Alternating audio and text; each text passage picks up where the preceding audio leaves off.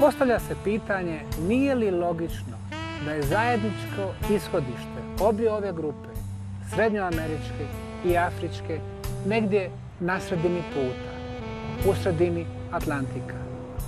Pošto idemo hiljade i hiljade godina unatrag, približavamo se dobu koje znamo kao kraj zadnjeg ledenog doba i potapanje velikog otoka koji se nalazio u sredini Atlantskog okeana. Na ovaj način dosta smo se realno približili postojanju izgubljenog kontinenta kojega mnogi nazivaju Atlantidom.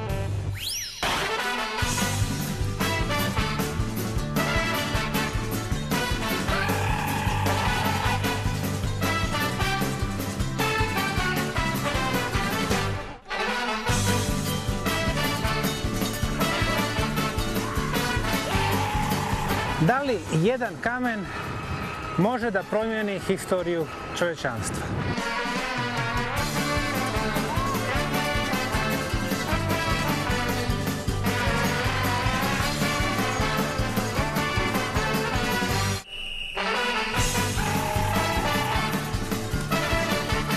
Ovaj kameni blok iza mene ruši u parapančad modernu arheologiju i historiju.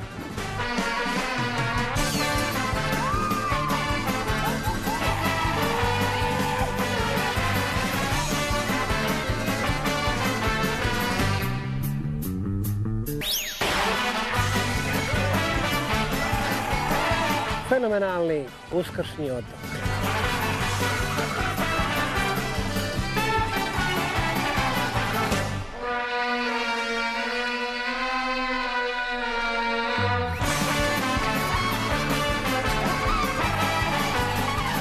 Legendarni Machu Picchu.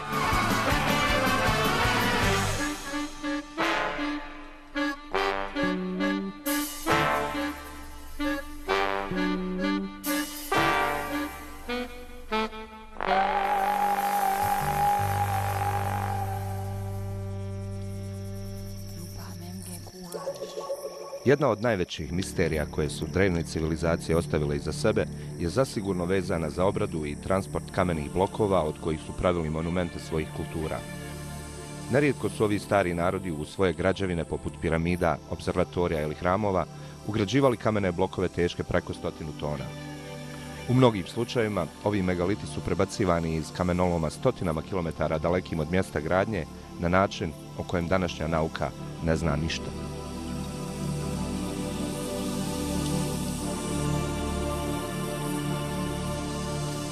Od legendarnog Stonehengea u Engleskoj, za gradnju kojeg su korišteni blokovi preneseni iz kamenoloma koji je udaljen 250 km sjevernije u Južnom Velsu, preko džinovskih zidina peruanskog Sacsayhumana napravljenih od blokova teških u nekim slučajevima i po više stotina tona, zatim granitnih monumenata iz stela Starog Egipta, pa sve do libanonskog Baalbeka, graditelji iz starih vremena su u kamenu ostavljali trag svoje inženjerske genijalnosti koje se i danas divimo.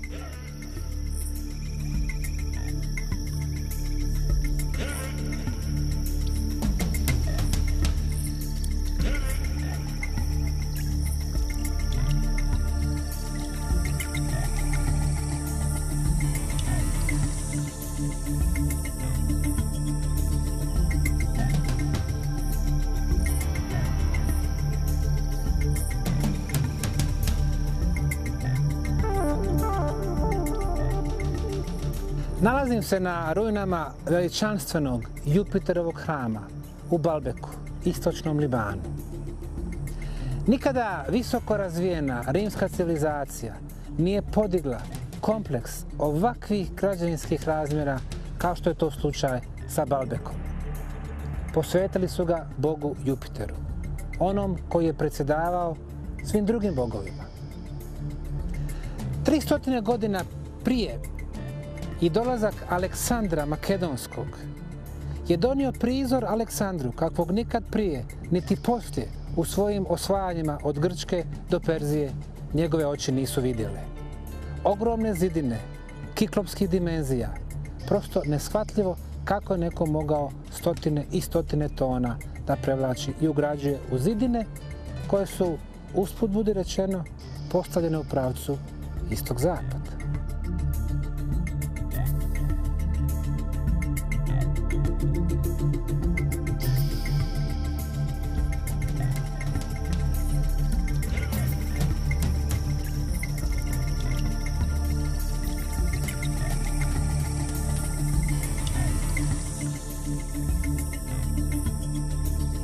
Vjerojatno najstariji svjetski kamenolom nalazi se u Baalbeku, istočnom Libanu. Prije, ja bih rekao, ko zna koliko hiljada godina, ovdje su klesani najveći kameni blokovi ljudskom rukom.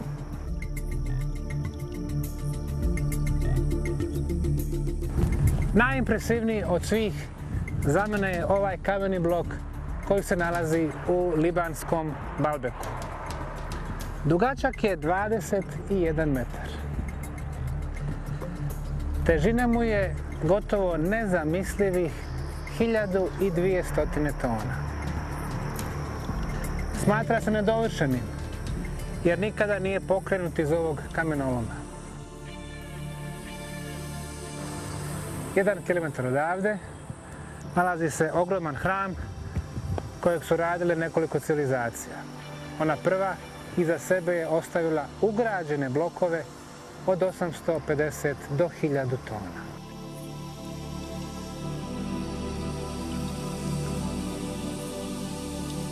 Da li postoji u ovom momentu firma na planeti koja može da transportira ovaj kameni blok sa jedne tačke na drugu? Dvije najveće firme koje imaju građevinsku operativu su američka korporacija Bechtel te inženjersko odjeljenje građevinske operative američke vojske. Niti jedna, niti druga nemaju u svom posjedu opremu koja može da pomakne ovoliki teret. I ne samo to. Komad opreme koji može da pomjeri teret od 350 tona je maksimum što današnja zapadna civilizacija ima na svom repertoaru u pogledu građevinarstva. Zapravo, riječ je o opremi koja je fiksna. Ona iz mjesta pomjera teret samo u rangu od nekoliko desetina metara. Svaki pokušaj da se sa tom opremom izađe na autoput doveo bi do potpunog uništenja autoputa uslijed tereta same mašine. Prema tome, zapadna civilizacija na početku 21. stoljeća može da pomjeri teret samo koji je 3 puta manji od težine ovog kamenog bloka.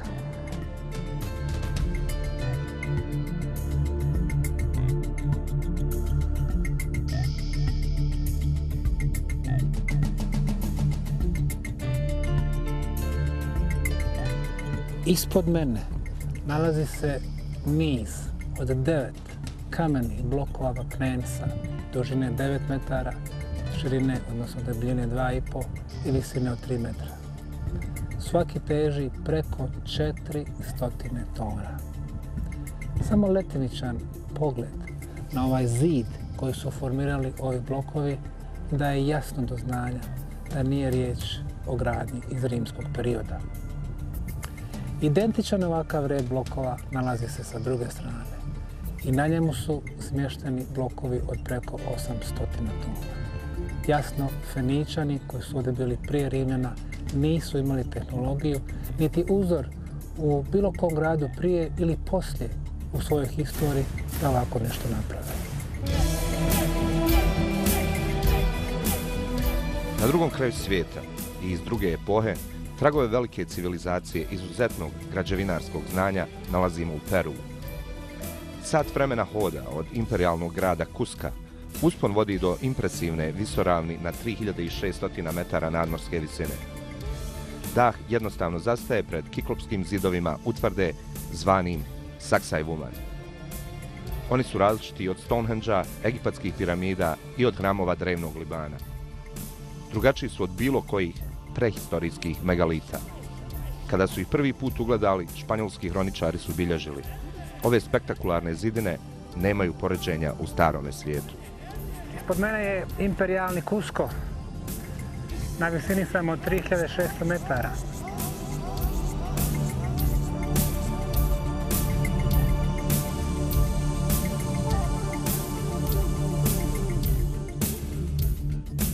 Sve ono što Španjolci u svojim osvajanjima nisu mogli razumjeti ili što je predstavljalo dokaz superiornosti u odnosu na njihovo društvo, oni su pred sobom nemilosrdno uništavali.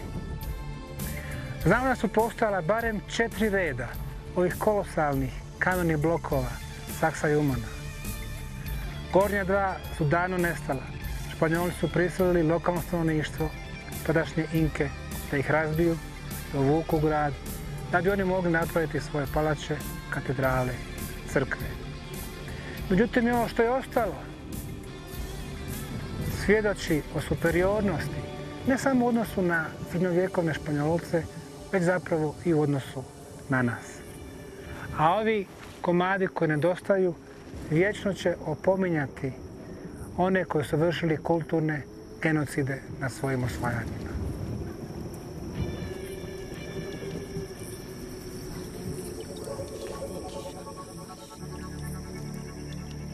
Pokušavajući ipak objasniti izgradnju ovih zidova, arheolozi govore o 30.000 radnika neprestano angažovanih preko 60 godina. Godinu završetka zidina smještaju u 1508. 25 godina prije dolaska Španjolaca. Prema hroničaru Garcilasu de la Vegi, koji je rođen 1534. godine i koji je odrastao u Cuscu, u njegovo doba niko nije znao ko je izradio Saksaj Vuman. Prema Vaginim riječima, nemoguće je shvatiti kako bi ovi Indijanci, koji nisu znali za alate, opremu i tehniku, mogli odsjeći, isklesati, podići i ugraditi ove ogromne kamene blokove tako perfektno. Perfekcija ovih veličanstvenih kamenih zidova Saksa i Umana ogleda se i u činjenici da niti jedan jedini kameni blok među ovih desetine hiljada nije isti u dimenzijama. Svi su različiti. Naravno, postavlja se pitanje gradnje i zapravo da li je neko sjekao ove kamene blokove u nekom kamenolomu, prenosio ih ovdje, ugrađivao, ili je zapravo riječ o nečemu što je gotovo nezamislivo sa aspekta i današnje moderne tehnike gradnje, a to znači izlijevanja ovih kamenih blokova u kalupe.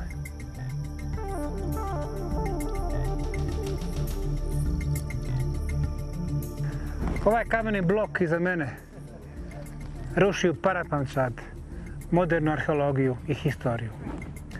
Nekoliko stotina tona koje prikazuju sekcije koje su čas konveksne, čas konkavne, koje imaju 10-ak uglova, kojima se perfektno stapa sa nizom manjih kamenih blokova, pokazuje da ne samo da Inke nisu pravile ove zidove, ove blokove, jer nisu imali alate, niti tehniku, što su potvrdili španjolski hroničari, već zapravo da svaki pokušaj stavljanja graditelja u neku blisku prošlost pada u vodu. Niti su Inke imale ta znanja, niti nekoliko kultura prije njih. Ovakvi detalji koji su tražili gradnju kamenih blokova sa većim brojem uglova, sa današnjeg aspekta nemaju nikakvog smisla. Građevinarstvo moderne civilizacije ovo bi smatralo preskupim i gotovo nemoguće za izvesti i ugraditi. Ali sa aspekta originalnih graditelja prije toliko hiljada godina ovo je itekako imalo smisla. Ovo su trusna područja i bilo je potrebno napraviti hramove na otvorenom koje će prkositi vremenu i zemljotresima. I došli su do ovakvog dizajna koji bi prilikom svakog zemljotresa uvjetovao da se ovi kameni blokovi zapravo povežu što čvršće i zaključaju.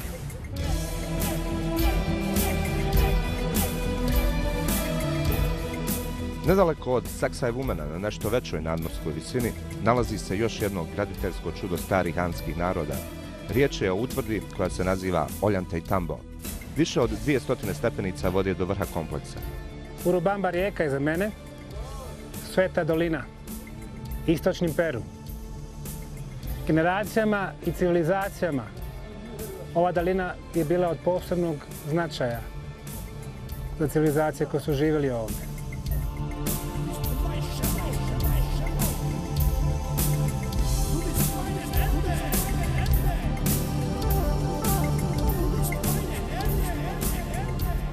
Ovaj blok koji se nalazi sa moje lijeve strane, međutim nije dijelo tih Inka. Ovo je jedan od divnih ilustracija koje pokazuju razvijene civilizacije koje se nalaze na prostoru koje su kasnije naselile između ostalog i Inke. Ono što odmah upada u oči, to je izvanredno lijepo obrađen ovaj blok sa preciznim ravnim površinama i sa dva utora koja su tako sjajno obrađena. Jer koji se bavi mašinskim radom zna da je zapravo ovo jedan od najteže oblikovanih sekcija. Upravo dobiti ovakav oblik sa konkavnim, konveksnim sekcijama. Prema tome, onaj koji je ovo obrađivao ili izlijevao kalupe, posjedovao je vrlo razvijenu tehnologiju koja je minimalno govoreći ravna našoj.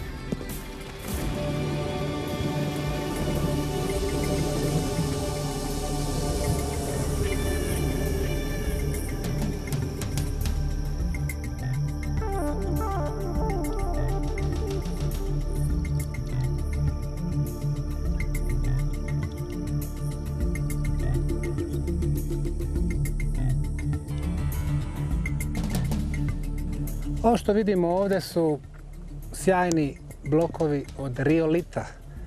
Riolit je vulkanski kamen roze boje po čvrstoći jednak granitu.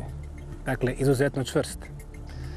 Ovih 6 blokova tvori, kako arheolozi kažu, nedovršeni zid. Ovi blokovi su teški između 80 i 100 tona. Ovakva struktura kamena, riolita, ne nalazi se nigdje unaokolo 150 km. Najbliže nalazište je u Boliviji. Postavlja se pitanje ko je imao tehnologiju, alate i opremu da obradi ove kamene blokove na ovako perfektan, laserski precizan način, zatim da ih prenese na 2500 metra nadmorske visine bez ikakvih prilaznih puteva, te da ih ugradi jedan do drugog. Oni perfektno odgovaraju i pašu jedan drugom. Očigledno ovdje je riječ o misterioznom civilizaciji, vrlo naprednoj, koja pripada dalekoj prošlosti.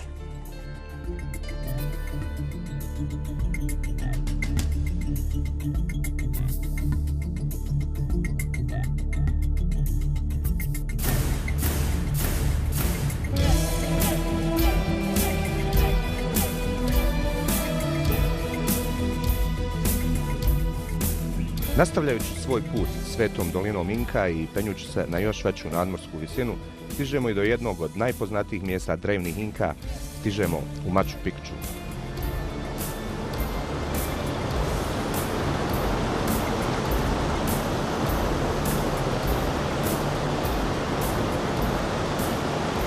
Nekoliko kilometara nizvodno ova moćna rijeka prolazi pored podnožja sjajnog Machu Picchua i nastavlja dalje prema Amazonu. Ono što nas posebno interesuje, ko je stvarni graditelj ovog izvanrednog grada iz daleke prošlosti? Odgovor vjerojatno leži u ovom posteru. Zarotiramo li ga za 90 stepeni i obratimo li pažnju na ove nekoliko planinskih vrhova i uzvišenja, jasno ćemo uočiti da se daje ljudski lik, vrlo blagog i smirenog lica sa pogledom uprtim prema nebu. Čini se da su drevni graditelji ne samo bili u mogućnosti dizati kamene blokove teške desetine i stotine tona ili ih izlivati u kalupe, već praktično dotjerivati kompletne planinske predjele, ostavljajući nam poruke za one koji znaju čitati u kamenu. Ova izvanredna utvrda, piše Sprague de Camp 1946. godine u svojoj knjizi Citadele misterije, nema znanog imena. Nijedan od španjolskih hroničara je ne pominje. Postala je poznata kao Machu Picchu prema imenu višeg od 2 planinska vrha iznad njega. Većina nižih zidova su od masivnih kiklopskih blokova, dok su viši dijelovi građeni od manjih kamenja. Evo nas na mjestu susreta nekoliko civilizacija koje su se nalazile ovdje u Machu Picchu. Sa moje lijeve strane nekoliko velikih blokova od originalnih graditelja. Sa moje desne strane perfektna gradnja, nama već poznata, sa kamenim blokovima sa više uglova. I na koncu ovi nabacani blokovi, to je treća civilizacija koja je našla ovo mjesto u ruinama. U atlasu drevne arheologije Machu Picchu se opisuje više kao selo ili manji gradić nego izgubljeni grad kako je postao poznat u literaturi, ali je bio planiran i izgrađen pod paskom profesionalnih arhitekata Inka. Ova poligonalna kamena gradnja je karakteristična za kasni period Inka. Kameni blokovi teški desetine tona, perfektno uklopljeni jedan u drugi. Ovaj stil gradnjena je poznat iz bolivijskog Tihonaka. Ovaj kameni blok očigledno izliven u jednom komadu u kalupu.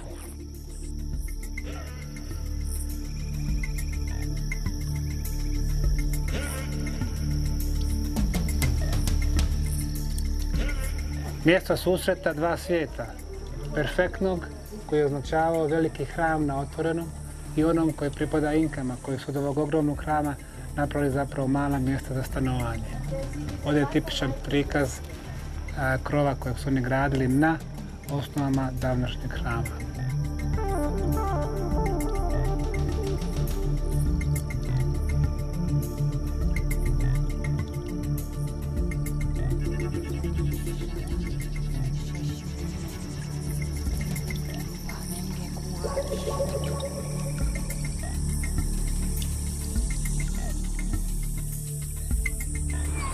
Da li jedan kamen može da promijeni historiju čovječanstva? Odgovor je da, može. Upravo na ovom kamenom bloku u Baalbeku 1200 tona predstavlja nešto što bi arheolozi koji znaju za njegovo postojanje mogli da je nazovu anomalijom. I zbilja u svakoj naučnoj disciplini anomalije postoje. Međutim, u našem slučaju, konac 20. i početak 21. stoljeća donio je toliki broj takozvanih anomalija u arheologiji da se traži kompletno preispitivanje ljudske historije. Uobičajene predodžbe o linearnom razvoju čovječanstva te njenim počecima prije 7000 godina ne samo da su dovedeni u pitanje, već su pokazani kao pogrešni pogledi na razvoj ljudskih društava. Gdje god da smo kroz ovaj serijal krenuli, naišli smo na mnoštvo pitanja i zapravo odgovora koji nisu dovoljni, a koji se nalaze u okviru moderne arheologije i historije. Pođemo li od Uskršnjeg otoka, preko Perua, Meksika, Kostarike, Bolivije, preko zapadne Europe, sjeverne Afrike i evo sada Libana, mi jednostavno osjećamo da okvir koji nudi moderna arheologija je preuzak. On se mora proširiti, on mora pasti i ustupiti mjesto modernijim teorijama koji će naći na prave odgovore, ovaj put istinite. Šta se zbivalo u dalekoj prošlosti čovječanstva? Osnovni zaključak je da se ljudska civilizacija nije kretala linearno, niti je započela prije 7000 godina u Sumeru i Babilonu. Starost razvijenih ljudskih društava je mnogo veća.